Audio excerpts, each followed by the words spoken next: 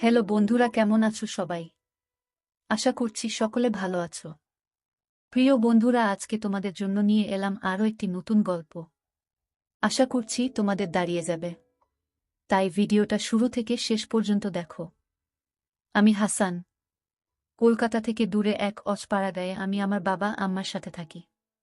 আমার বাবা একজন ব্যবসায়ী ও গ্রামের চেয়ারম্যান। বয়স 56। আমার বয়স 33। 15 বছর বয়সে আমার বাবার সাথে বিয়ে হয়েছিল। আমার এখন বয়স 18। আম্মা তানিয়া বেগম আর 5টা গ্রামের মেয়েদের মতো, কিন্তু খুবই লাজুক ও বোকা। আম্মাকে জ্ঞান হবার পর থেকে এখনো উঁচু গলায় কথা বলতে শুনিনি। আর বাবাকে তো বাঘের মতো ভয় পায়। আমি খুবই ভালোবাসি আম্মাকে। আম্মা তার চেয়ে বহুগুণ ভালোবাসে আমায়। আজ পর্যন্ত কখনো কড়া গলায় আমায় কিছু বলেনি মা। একটা সময় ভাবতাম অন্যরা আম্মার কাছে বকা বা শাসন পায়, কিন্তু আমি পাই না কেন? কিন্তু এখন ভালো লাগে। যাই হোক, আমার আম্মা পৃথিবীর সবচেয়ে সুন্দরী বললেও কম হবে। কারণ আমার বয়সী একজন নারী আমার সমান সন্তানের এত কম বয়সে জন্ম দিলে শরীর ভাঙার কথা। কিন্তু মা সামান্য তা হয়নি। বাড়ির সব কাজ আম্মা একা হাতে সামলায়। তবে ধানের বতর এলে একজন কাকি এসে সাহায্য করে আম্মাকে। যাই হোক, আমার আম্মা বাড়িতে সালোয়ার কামিজ আর সুতির শাড়ি পরেন। আম্মা বাড়িতে এবং বাহিরে সবসময় নিজের পোশাক নিয়ে সংবেদনশীল। কখনো বাড়ির বাহিরে যায় না একান্ত প্রয়োজনে, আব্বা নিয়ে না গেলেও বোরকা পরে যায়। আর বাড়িতে সর্বোচ্চ হলে ওড়না বুকে গলিয়ে কোমরে বেঁধে নেয়। আমার কাছে আম্মার সৌন্দর্য হঠাৎ করে প্রকাশ পায়। একদিন রাতে প্রস্রাবের চাপ এলে উঠে বাহিরে যাই। আমাদের টয়লেট ঘর থেকে একটু দূরে। আব্বা আম্মার ঘরের সামনে দিয়ে যেতে হয়। তো আমি তাদের ঘরের সামনে আসতেই একটা শব্দ পেলাম। শব্দটা বুঝতে পারছিলাম না, তবে আম্মাদের ঘর থেকে আসছে। ভালোমন্দ বিচার না করে কৌতূহলী হয়ে এগিয়ে জানালার কাছে এসে দাঁড়াতেই শব্দ কিসের বুঝতে পারি। কাঠের খাটে কচকচ শব্দ হচ্ছিল। আমার বুঝতে বাকি নেই কিসের কারণে শব্দ। কখনো আব্বা আম্মাকে খারাপ নজরে দেখিনি, কিন্তু কেন জানি না সেদিন আমি সব যেন গুলিয়ে ফেলি। জানালায় হাত দিয়ে দেখি বন্ধ ভিতর থেকে। তাই হতাশ হলাম। কিন্তু হঠাৎ নজর পড়ল জানালার পাশ দিয়ে টিনের জোড়ায় কিছুটা ফাঁকা দিয়ে ভিতর থেকে আলো আসছে। আমি তাড়াতাড়ি চোখ রাখি তাতে। এরপর যা দেখলাম তা ছিল আমার রক্ত গরম করা দৃশ্য। আমি ওটা ভুলেই প্রচণ্ড প্রস্রাব পাওয়ায় দৌড়ে টয়লেটে যাই। প্রস্রাব করে এসে আর একবার চোখ রাখলাম, কিন্তু এবার মনে একটা বজ্র পড়ল। আম্মার ওপর এখনো আব্বা শুয়ে আছে, কিন্তু আম্মার চোখ দিয়ে টপটপ করে পানি পড়ছে মাটিতে। এটা দেখে আমার বুকে প্রবল আঘাত পেলাম। আম্মা কাঁদছে কেন? আম্মাকে প্রথম কাঁদতে দেখে আমার অস্থির লাগছিল। ইচ্ছে করছিল বুকে জড়িয়ে জিজ্ঞেস করি, কেন কাঁদছ? কিন্তু পারলাম না। এদিকে আব্বা উঠে পড়ল আম্মার ওপর থেকে। আম্মা তখন এগিয়ে আসছিল দরজার দিকে। আমি তড়িঘড়ি করে দৌড়ে নিজের ঘরে গিয়ে দরজা হালকা ভিড়িয়ে উকি দিলাম। আম্মা ঘর থেকে বের হয়ে বাহিরে পুকুরের দিকে যাচ্ছে। আমার খুব ইচ্ছে করছিল আম্মার গোসল করা দেখা, কিন্তু সাহস করে উঠতে পারিনি। আম্মা ভেজা শরীরে আবার ঘরে ঢুকল। আমি সেরাতে হাত দিয়ে নিজেকে শান্ত রাখলাম। এতদিন মায়া মমতাময়ী আম্মার প্রতি যে শ্রদ্ধা ভক্তি ছিল তা সব এখন অন্য জোয়ারে ভাসতে লাগল। রাতে আম্মাকে নিয়ে স্বপ্নদোষ হল। পরদিন সকালে ঘুম থেকে উঠে দেখি আম্মা উঠোনে ধান শুকাচ্ছে। কাজের কাকিও এসেছে। ধান নাড়ার সময় শাড়ি তুলে হাঁটু পর্যন্ত তুলে পা দিয়ে হাঁটাচলা করে ধান শুকান।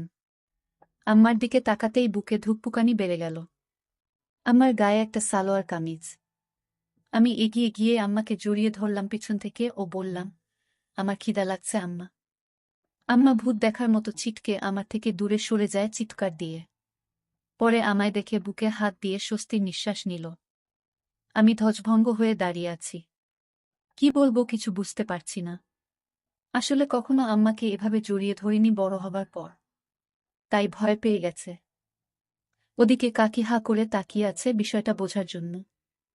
আম্মা তখন আমার জীবনের অন্যতম অবাক করা কাণ্ড ঘটাল। জোর গলায় রাগী সুরে বলল, এমনে ধরো কিসের জন্য? এত বড় হইয়াও তোমার জ্ঞান বুদ্ধি হয় নাই? আম্মার চোখে মুখে রাগ আর পানির ঝলকানি।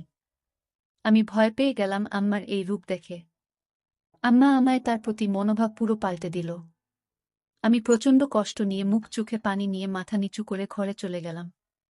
তখন বাহিরে শুনতে পেলাম কাকি বলছে, কিরে বুড়ি তোর কি হয়েছে? জীবনে যে পোলারে একটু গলা উঁচ কইরা কথা কষ নাই, আইজ কি কইরা এমনে বকলি? আম্মার কোনো প্রত্যুত্তর পেলাম না। মন খারাপ করে সেই যে ঘরে ঢুকেছি আর বের হইনি। ঘুমিয়ে পড়েছি। দুপুরে হঠাৎ একটা শব্দে ঘুম ভাঙল। ঘুম ভাঙতেই চমকে শোয়া থেকে উঠে বসে পড়ি। আম্মা আমার পাশে বসে অকাতরে কেঁদে চলেছে ফুপিয়ে ফুপিয়ে। আমি, কি হইছে আম্মা? কান্দেন কেন? কি হইছে কন আমারে? আম্মা আমায় বুকে জড়িয়ে ধরেই কাঁদতে লাগলো ও বলে উঠল, আমারে মাফ কইরা দাও বাবু। আমি আইজ আমার বাবুরারে বকা দিছি। তুমি মন খারাপ কইরো না সোনা। রাগ কইরো না। আমি সকালের আম্মার সাথে এই আম্মাকে মেলাতে পারছি না। আম্মা পরনে সকালের পোশাকই, তবে ঘাম ঝরানো শরীরে এখনো ধান লেগে আছে। আমার বুকে আমার মাথা। ঘামের গন্ধ খারাপ হয়, কিন্তু মায়ের গায়ে নাকি এক তৃপ্তি স্নেহের ঘ্রাণ থাকে। আমিও তাই পেলাম। আম্মা কান্না থামাতে আমি আম্মার হাত ধরে বললাম, আপনি আমার আম্মা, আপনার ওপর আমি রাগ কেন হমু? আপনি বকবেন না তো কে বকবো আমারে? ভুল করছি তাই বকছেন। আম্মা বলল, আমার মনটা খারাপ আছিল ময়না, তাই মাথায় কাম করতাছিল না বইলা তোমারে বকছি। আমারে মাফ কইরা দিও পরাণ। আমি, আপনি এইসব বইলেন না আম্মা। আমি আপনারে ভীষণ ভালোবাসি। আপনি এমন করলে আমি কষ্ট পাই। আপনার ওপর আমার কোনো রাগ নাই। কাইন্দেন না দয়া কইরা। আম্মা কান্না থামল কিছুটা। তখন বললাম, আমার খিদা লাগছে আম্মা। আম্মা, ও সোনা, এই তো আসো আমার লগে। আমার পোলারা সকাল থেইকা কিছু খায় না। কি মুখ পুরি আমি। আমি আম্মার মুখ চেপে থামিয়ে বললাম, এইসব কইবেন না আম্মা, আমার কষ্ট হয়। বলে আমি কি এক সাহসিকতায় জানি না আম্মারে ছোট্ট একটা হামি দিয়ে বসলাম। সেকেন্ডের জন্য আমিও স্তব্ধ হয়ে গেলাম। কিন্তু আম্মার খানিক কোনো বিরূপ প্রতিক্রিয়া ছিল না। উল্টো আমায় অবাক করে আমার গালেও দিয়ে আমার শোনানা বলে বুকে জড়িয়ে ধরল। আমি আকাশ পাতাল এক হওয়ার মতো অবস্থা হয়ে গেলাম। আসলে কখনো এমন কিছু ঘটেনি এর আগে। সাধারণ তোমার সন্তানের এ ধরনের আচরণ স্বাভাবিক, কিন্তু আমাদের বিষয়টা ভিন্ন। এত বড় হয়েছি কখনো এমন করিনি কেউ। হঠাৎ করা একটু অস্বাভাবিক। কিন্তু আম্মার কাণ্ডেও আমি অবাক। আম্মা আমার হাত ধরেই বিছানা থেকে নেমে নিয়ে বাহিরে ও উঠোনে একটা পাশে গাছের নিচে বসিয়ে দিল। আমি কুলি করে বসলাম। আম্মা তখন ভিতরে গিয়ে প্লেটে করে খাবার আনো। আমায় খাইয়ে দিল নিজ হাতে। মাঝে হঠাৎ আবার কেঁদে দিল আমার দিকে চেয়ে আমার গালে হাত রেখে। আমি, আবার কান্তাছেন? আপনি এসব ভুইলা যান। আমি না আপনার পোলা, আমারে ভালোবাসেন বইলাই তো বকছেন। নাইলে বকতেন না তো। আমি আম্মার চোখ মুছে দিলাম। তারপরও থামে না। আমি, আর খামো না আপনি কানলে, আমি উঠে চলে যাচ্ছি। তখনই আম্মা আমার হাত ধরে বসিয়ে দিল ও বলল, আচ্ছা আর কানমু না। বসো বসো। আমি মার চোখ ভালো করে মুছে দিয়ে আবারও হামি দিলাম। প্রথমবার দিয়ে সাহস বেড়ে গেছে। মা এবারও কিছু বলল না। মুচকি হেসে আমার প্রতি স্নেহ প্রকাশ করল। আমি বুঝলাম মা অপরাধবোধে আবেগী হয়ে গেছে বলে এই আচরণ। যাই হোক, স্বাভাবিকভাবেই নিলাম। খেয়ে উঠে গোসল করে এলাম নদী থেকে। বাড়িতে ঢুকে দেখি আম্মা গোসল করে কাপড় নাড়ছিল উঠানে।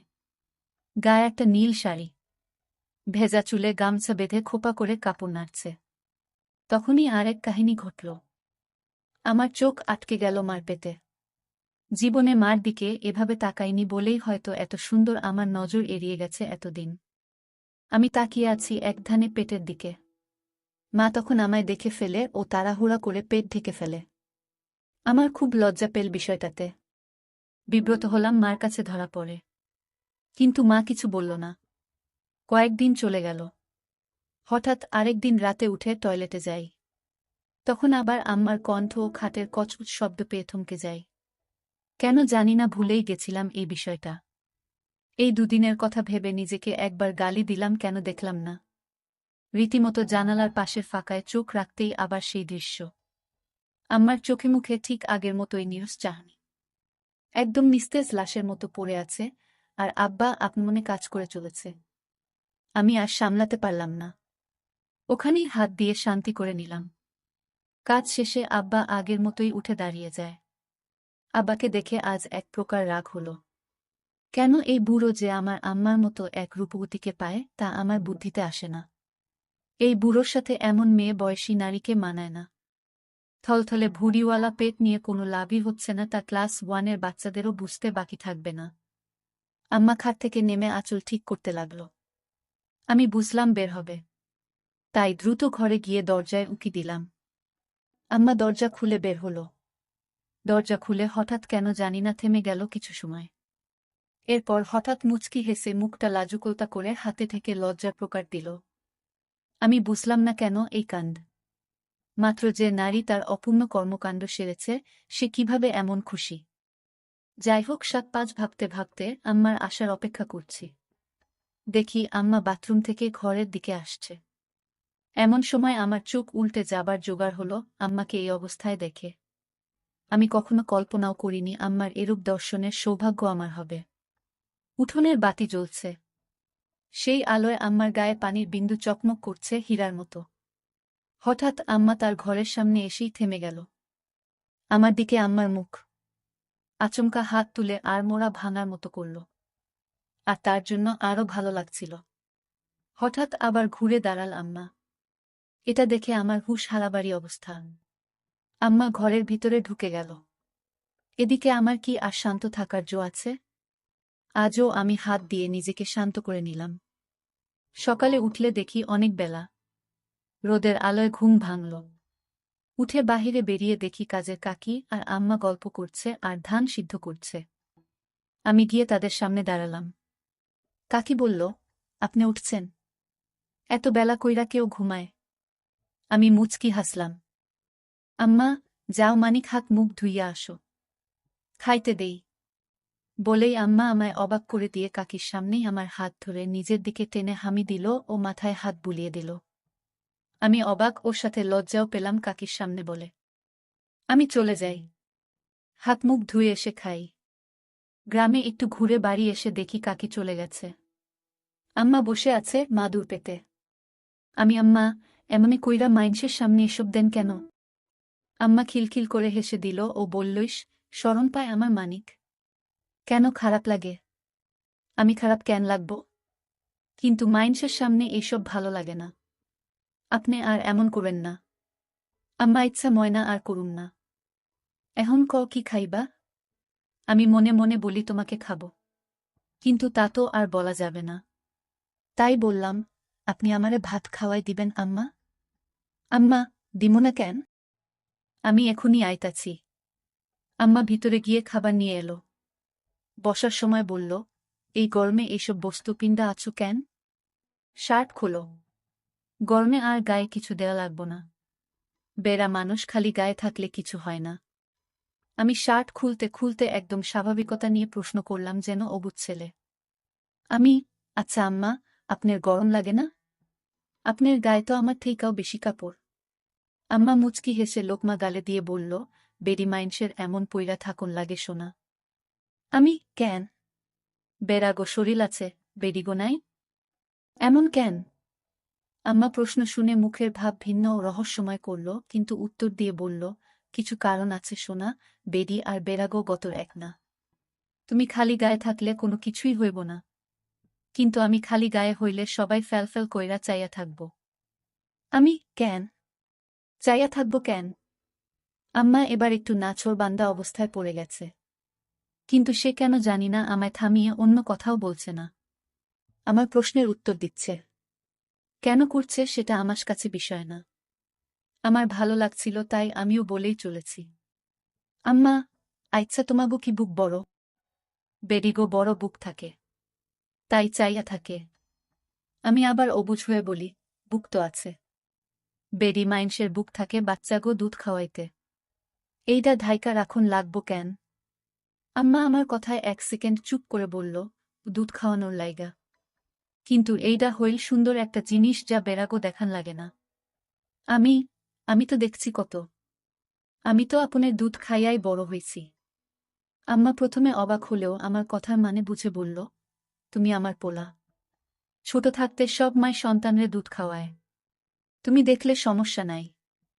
আমি এবার মাত্রা ছাড়িয়ে একটা প্রশ্ন করলাম, আচ্ছা আম্মা, এখন আপনি আমারে দুধ খাওয়ান না কেন? আম্মা চোখ বড় করে বিস্ময় প্রকাশ করল, কিন্তু রাগেন না, অবাক হয়ে। ভেবেছে আম্মা আর উত্তর দিবে না। তবে আম্মা আমার ধারণা ভুল প্রমাণ করে বলল, এখন তো আম্মার নাই শোনা। আমি আম্মার বুকের দিকে আঙুল ইশারা করে বলি, যে আছে। না এখন কেন? নাকি আমি বড় হয়েছি দেখা আমারে আর ভালোবাসেন না? আম্মা আমার প্রশ্ন শুনে হেসে দিয়ে বলল, পাগল পোলা আমার। মায়াগো শৈলে বাচ্চা হওয়ার কয় বছর পর দুধ শেষ হইয়া যায়। আমি তো সুযোগ পেয়ে ধরে বসি। আমি দেখতাছি আপনার আছে, আর আপনি কন নাই। ততক্ষণে আমার খাওয়া শেষ। আম্মা হাত ধুয়ে ফেলেছে। আম্মা, আরে পাগল পোলা, এই বুকের ভিতরে রস নাই। নাইলে কি তোমারে না খাওয়ায় রাখতাম? আমি আম্মার কথা শুনে আকাশ থেকে পড়লাম। আম্মা এত সহজে কথাগুলো বলছে যেন আমার সাথে নিত্যদিনের আলাপ। তাই আমি বুঝলাম আম্মা আমার কথায় রাগ করছে না। আমি, এগুলা তাইলে এত বড় কেন? আম্মা এবার চোখ বড় করে ছদ্মবেশী হাসি চেপে বিস্ময় প্রকাশ করল। আর কোনো কথা বলল না, কিন্তু হঠাৎ উঠে পড়ল। আমি ভয় পেয়ে গেলাম আম্মা রাগ করেছে কিনা ভেবে। আম্মা আমার দিক হাত বাড়িয়ে বলল, আসো আমার সাথে। আমি ভয়ে ভয়ে উঠে দাঁড়ালাম। আম্মা আমায় হাত ধরে তার ঘরে নিয়ে গিয়ে দরজা খিল দিয়েই চোখের পলকে আঁচল ফেলে দিল। এই অবস্থা দেখে আমার আসমান জমিন সব এক হয়ে গেল।